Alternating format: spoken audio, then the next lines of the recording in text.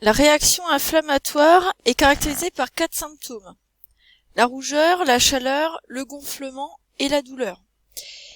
On a vu que ces symptômes sont provoqués par des molécules qu'on appelle des médiateurs chimiques de l'inflammation. Ici, dans l'activité 4, on étudie la production d'un médiateur chimique de l'inflammation qui est la prostaglandine. Et ce médiateur chimique de l'inflammation va provoquer la douleur. Donc on veut savoir exactement comment la prostaglandine est produite et ensuite on voudra savoir comment les médicaments anti-inflammatoires empêchent la production de prostaglandine. Dans les documents 1 et 2, on peut justement voir comment les prostaglandines sont produites. Alors si on regarde tout d'abord les données 1, on voit que dans les cellules immunitaires, des molécules de la membrane plasmique, qu'on appelle des phospholipides, sont transformées en acide arachidonique par une molécule qui est une enzyme qu'on appelle phospholipase.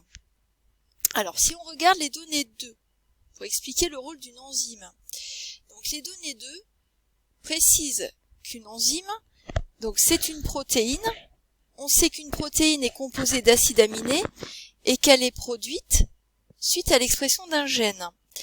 Et le rôle d'une enzyme va être d'accélérer une réaction chimique. Ici, si on prend l'enzyme phospholipase, son rôle va être d'accélérer la transformation des phospholipides en acide arachidonique.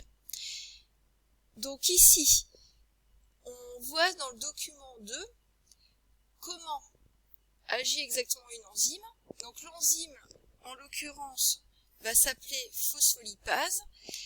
Elle va se fixer à un substrat. Le substrat va être la molécule de phospholipides. Et quand l'enzyme et son substrat sont fixés, on appelle cela un complexe enzyme-substrat. Ensuite, l'enzyme permet la transformation du substrat en produit.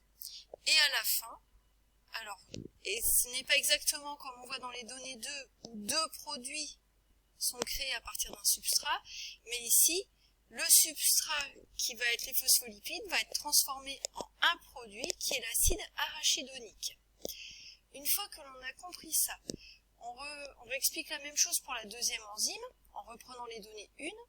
Donc l'acide arachidonique devient ensuite substrat d'une autre enzyme qui est la cyclooxygénase.